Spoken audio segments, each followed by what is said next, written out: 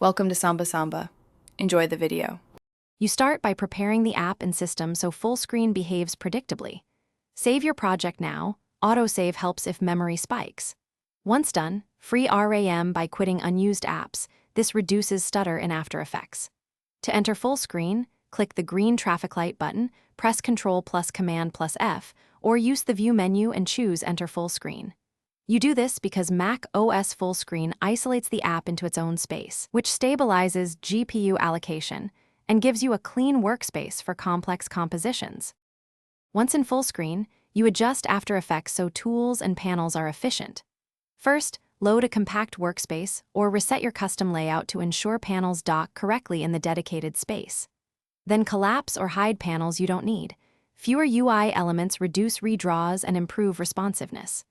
Make the composition panel fit or width for accurate previews, and use full screen preview, tilde, or shortcut for distraction-free playback. These steps matter because they balance render performance versus visual fidelity while staying in Mac OS. You finish by ensuring performance settings and knowing how to recover if things go wrong. Turn on GPU acceleration in Preferences and restart After Effects to apply it, because hardware acceleration improves playback in full screen. If you see flicker or black frames, toggle Mac OS display settings or temporarily disable screen recording overlays. They can conflict with full screen compositing. To exit, press Ctrl plus Command plus F or click the green button.